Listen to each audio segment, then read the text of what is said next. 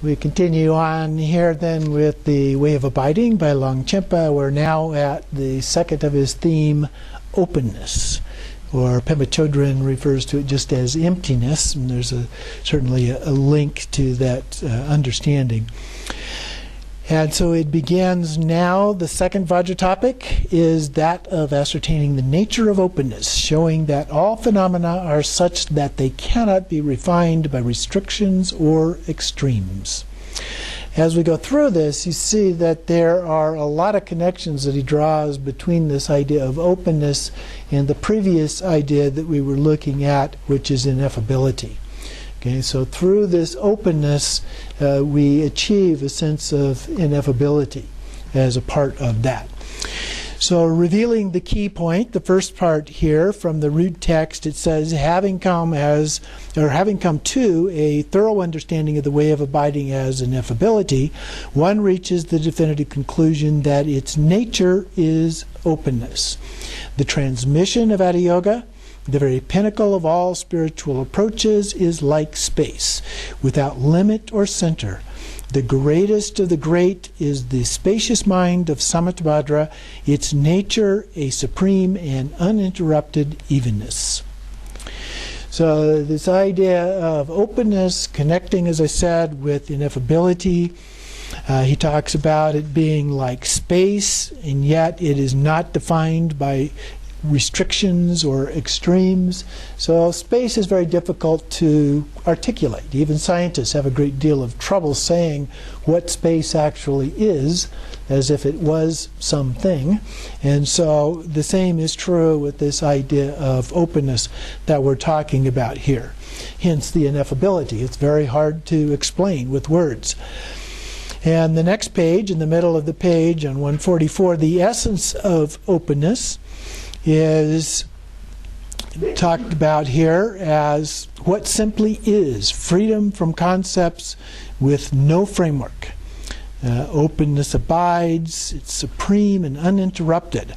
Down toward the bottom of the page, from the overwhelming the six modes of consciousness with splendor, in the second line there it says, the oneness in which nothing need be done overwhelms everything with its splendor. And so you begin to get a sense of this as being the heart essence. It's what really is, and everything else is like a decorative element for that.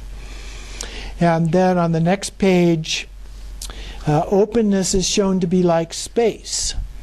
And so then from the root text there down toward the bottom of that, it transcends being an object that can be characterized. So again, that ineffability component. And then the last paragraph on the same page, in timeless and ultimate Buddhahood, objects and mind manifest such that they are naturally unsullied and naturally lucid. All apparent objects are forms of emptiness.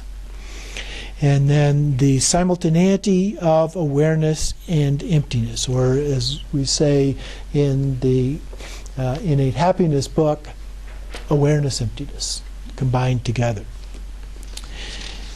Continuing on the next page then, on 146, about a third of the way through that, or halfway, a little over halfway through that first quote, talking about the ground of being. It says, perfect Buddhahood is not some object, for there is total purity beyond dualistic perception.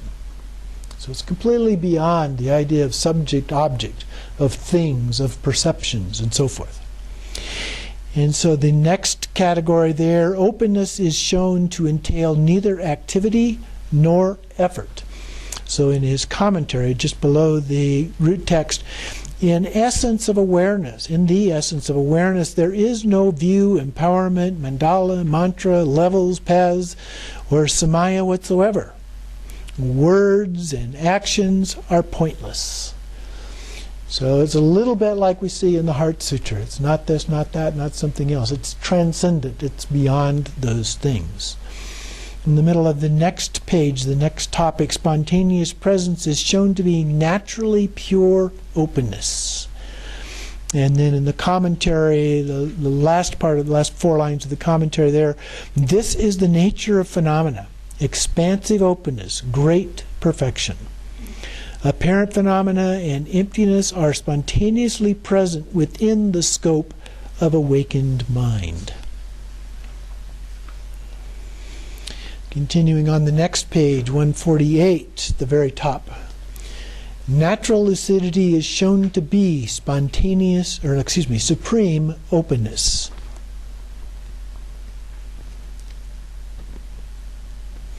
And so from the root text, enlightenment, freedom from bias based on characteristics, beyond characterization, things neither increase or decrease, neither come nor go, total purity, uninterrupted openness. Okay, so it's beyond all of these conceptual things. And so the last half of the commentary there, toward the end of the first line of that, says, within the scope of awareness, its natural radiance arises as the display of Samatapādra. Whatever arises is not beyond the scope of awareness. Okay, so awareness is critical here. The world of appearances and possibilities, whether of samsara or nirvana, converges within the bhaga of Samatapādra. I think that would be Samatapādri. And so there is expansive openness in the oneness of the supreme sphere of being. So again, it's like space. It's just an openness. You can't describe it in any other way. Then the supreme openness arises naturally.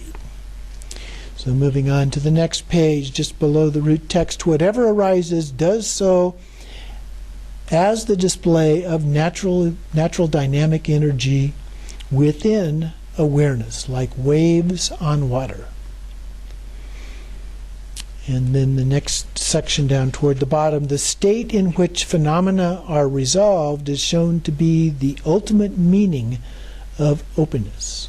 So the state in which it is resolved is the sense of openness. So beyond words, so we resolve it just in that state itself. On the top of 150, just below the root text, clouds form in the sky and fade in that context. Likewise, initially all phenomena occur within basic space, and in the final analysis they are freed therein as well. So just as clouds come up within the sky and dissolve within the sky, these things come up, they arise, and they dissolve away as well. Mind and all mental events revert to the original source, the empty sphere of being. Ordinary mind, the confusion of samsara, is pristine in its timeless purity. I remember sitting doing Togal retreat one time and was looking up in the sky, and there was a space that was blank. There were some clouds over on one side and there were some clouds over on the other, but there was a pretty large open space in between where there were no clouds at all. And suddenly these little clouds would appear, they would go for a little ways, and then they would dissolve away again. It was exactly like they're describing as metaphor here. And then in summary, and then continuing at the bottom of the page in the commentary there, since awareness in its very essence is without conceptual or verbal elaboration, and its source, it is the source of all possible phenomena, there is expansive openness in that it is not defined by restrictions or extremes. Outwardly, this natural radiance is misconstrued as having identity. Inwardly, top of the next page, mind and all mental events arise. And then down a few lines, moreover, in actuality, this all constitutes forms of emptiness, clearly apparent yet ineffable. So there is expansive openness in this ineffability. They are experienced as free in that they abide naturally and straightforwardly, and are similar to appearances in dreams or illusions. And you begin as you do this to really get the feel for what they mean when they say it's an illusion or a dream and so forth, or it's like space. And then discerning the implications, the next section. In the absence of dualistic perceptions, openness is wholly positive. Now, wholly positive is a reference to Samatapādra, the all good. Okay? And in the root text, concerning the nature of phenomena, one implication is that they constitute self-knowing, timeless awareness as openness. Not subject or object, wide open clarity, enlightened intent is expansive openness like space, neither meditation nor non-meditation. This is the vast expanse of enlightened intent, wholly positive. Again, the all good, or Samatapādra. Continuing on the next page, in the middle, the next section, the unrestricted relaxation of consciousness is one of the implications. And so a few little pieces here from the root text down, starting on the fourth line. Awareness is clearly the nature of phenomena. Okay? Awareness is the nature of phenomena. And the six modes of consciousness are relaxed. Okay? Timeless awareness is utterly lucid. And then from the commentary on the third line just below that, outwardly apparent phenomena are unrestricted and naturally vivid. There is complete openness. And then at the top of the next page, second line, without division between outer and inner. So the oneness between outer and inner, or between self and other.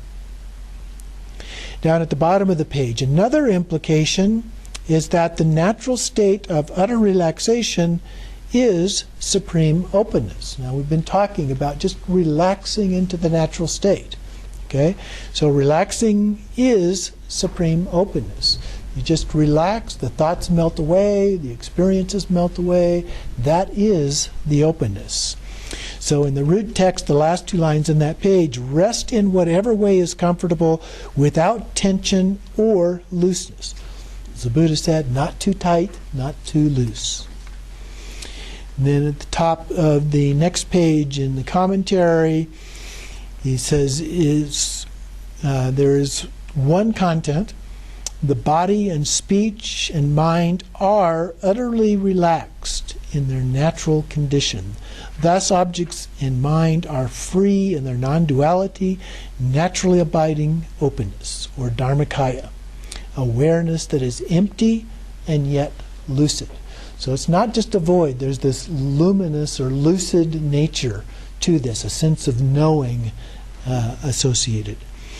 Moving down to the next section toward the bottom of the page, the degree of realization that comes from gaining confidence in the enlightened intent is shown. And so from the second line in the root text down, there is unfettered awareness, openness, unbound by reification, transcending all thought and recollection. Complete openness of enlightened intent that blends with the ground of being in one taste. This is the way of abiding.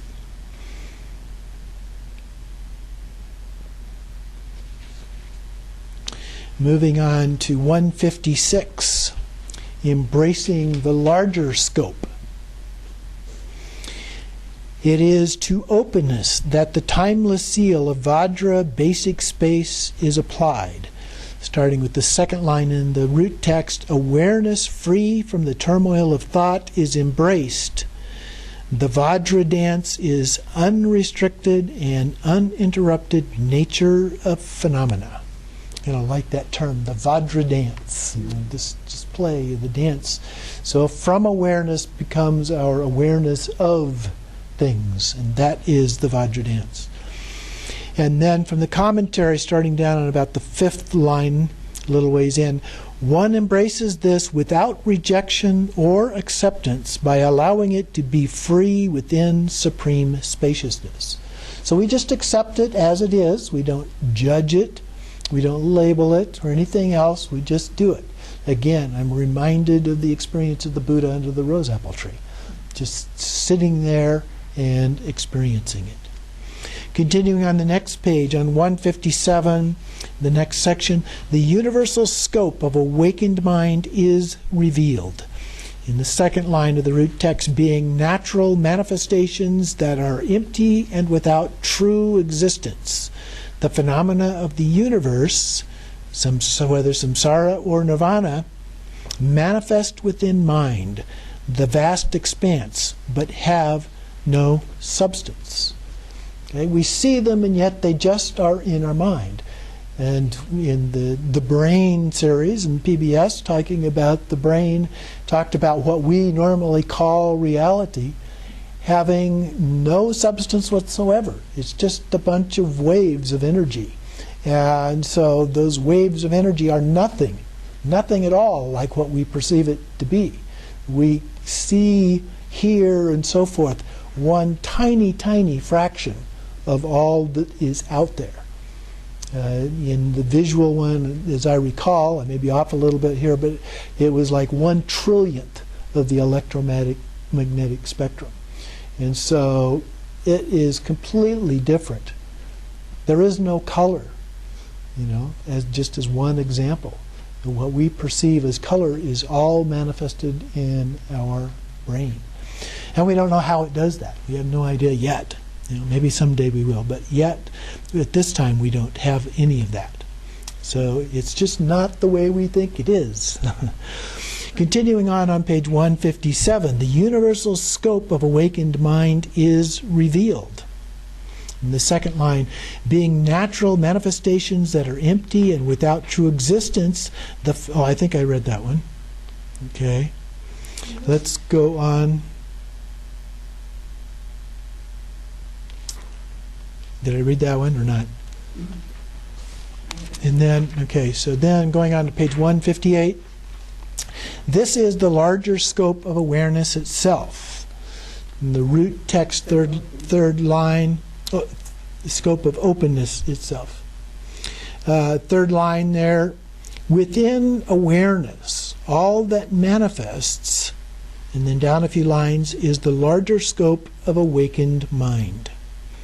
And then from the commentary there, right below that, the inanimate universe, as enormous as it is, and the 6 kinds of beings, as countless and endless as they are embraced within the single expanse of the supreme basic space, our awareness. So too, as inconceivable as they are, the phenomena of the world of appearances and possibilities, whether of samsara or nirvana, are timelessly embraced within the supreme and originally pure awareness. If there was no awareness, nothing would manifest whatsoever. And we could not have any experience at all of anything. It would be like a big black cave. Okay? One should realize that they are none other than the manifestation in the light of awareness of empty appearances that are ineffable. And then down at the bottom of the page, the next section, awareness is the larger scope that cannot be imagined or expressed. And top of the next page from the commentary, all phenomena are embraced within awareness. That awareness is embraced within uninterrupted openness. It is not defined by restrictions or extremes. The nature of totally pure space. Again, the next section, the source of everything is revealed within awareness. From the root text, in awareness, and then dropping down 3 lines, neither mind nor phenomena can be characterized as things. They are embraced within openness. So we perceive them as things, but that's just a perception. That's not what they, if I can abuse the word, really are. So then moving on to the next page at the very top. The meaning of the holy positive Vajra theme is summarized. And then down about 4 lines, this definitive meaning of the supreme secret is not within the reach of anyone who is not of the highest intelligence and good fortune. Although enlightened intent, self-knowing awareness, and that self-knowing is that lucidity, the lucid aspect. It knows itself, awareness of awareness, is within oneself. It is difficult to always realize this. It is seen through the grace of the Guru, glorious protector, and spiritual master. So we can't just see this and understand it by ourselves, or at least it's highly unlikely. But with some help of our Guru, teachers, the masters, they're able to help us figure out what it is that they are referring to here. So they're pointing at the moon so that we too can actually see the moon. So awakened mind is awareness. And then from the overwhelming the 6 modes of consciousness with splendor, states within the wholly positive context, samsara is wholly positive, nirvana is positive. Okay, so there's no differentiation between them in terms of the overall context. Okay? And then from the heart essence of secrets, at the top of 161, the elusive meaning abides in the Vajra mind. It says the teacher, but Vajra mind. So the teacher really is the Vajra mind. And then the commentary down below that, a ways below the next quote, the ultimate meaning of enlightened intent is openness. I like to leave out some of the extra verbiage that Longchenpa likes to put into some of these things and get to the heart essence of what the sentence is that he's trying to explain there. So then we have the next section of coming to the decisive experience. Now one comes to the decisive experience of openness in the ineffability of outer and inner objects. Continuing on the next page, 162, the commentary at the top, all phenomena in the outer environment are empty, clearly apparent, yet ineffable. All inner phenomena are like traces left by a bird flying in the sky, manifesting as mental stirrings, yet fading naturally from one's awareness. So we're aware of the bird flying in the sky, but the trace that he leaves behind is only in our imagination. Consciousness arises ceaselessly within the unborn ground of awareness. And then the next section, one comes to a decisive experience of the simultaneity of awareness and emptiness. Top of the next page is commentary. Objects in mind appear, but are not what they appear to be. Like the PBS thing on the brain. Awareness is like space and is beyond attributes. It does not entail causes or effects, positive or negative. It is openness. Openness is inconceivable and inexpressible. So again, linking it back to the idea of ineffability as a part of that. So that is the essence of this idea of openness. And again, this, along with ineffability, are linked to the trekcho aspect of Dzogchen. Okay?